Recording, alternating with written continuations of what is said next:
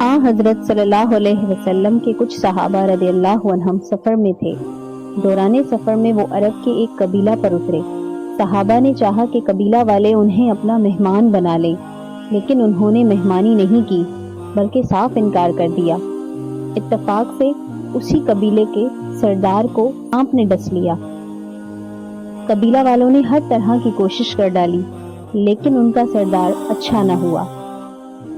ان کے کسی آدمی نے کہا کہ چلو ان لوگوں سے بھی پوچھیں جو یہاں آ کر اترے ہیں، ممکن ہے کوئی دم جھاڑنے کی چیز ان کے پاس ہو۔ چنانچہ قبیلہ والے ان کے پاس آئے اور کہا کہ بھائیو، ہمارے سردار کو سانپ نے ڈس لیا ہے۔ اس کے لیے ہم نے ہر قسم کی کوشش کر ڈالی، لیکن کچھ فائدہ نہ ہوا۔ کیا تمہارے پاس کوئی چیز دم کرنے کی ہے؟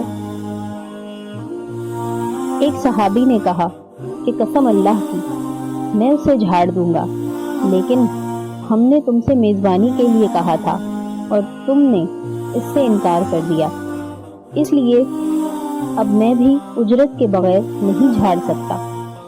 آخر بکریوں کے ایک گلے پر ان کا معاملہ طے ہوا۔ وہ صحابی وہاں گئے اور الحمدللہ رب العالمین پڑھ کر دم کیا۔ ایسا معلوم ہوا جیسے کسی کی رسی کھول دی گئی ہو۔ وہ سردار اٹھ کر چلنے لگا۔ تکلیف و درد کا نام و نشان بھی باقی نہ تھا۔ بیان کیا کہ پھر انہوں نے طے شدہ اجرت صحابہ کو ادا کر دی۔ کسی نے کہا کہ اسے تقسیم کر لو، لیکن جنہوں نے جھاڑا تھا وہ بولے کہ نبی کریم صلی اللہ علیہ وسلم کی خدمت میں حاضر ہو کر پہلے آپ سے اس کا ذکر کر لیں، اس کے بعد دیکھیں گے کہ آپ صلی اللہ علیہ وسلم کیا حکم دیتے ہیں۔ چنانچہ سب حضرات رسول کریم صلی اللہ علیہ وسلم کی خدمت میں حاضر ہوئے اور آپ سے اس کا ذکر کیا۔ آپ نے فرمایا، یہ تم کو کیسے معلوم ہوا کہ سورہ فاتحہ بھی ایک رقیہ ہے؟ اس کے بعد آپ نے فرمایا کہ تم نے ٹھیک کیا، اسے تقسیم کر لو اور ایک میرا حصہ بھی لگاؤ۔ یہ فرما کر رسول کریم صلی اللہ علیہ وسلم ہنس پڑے۔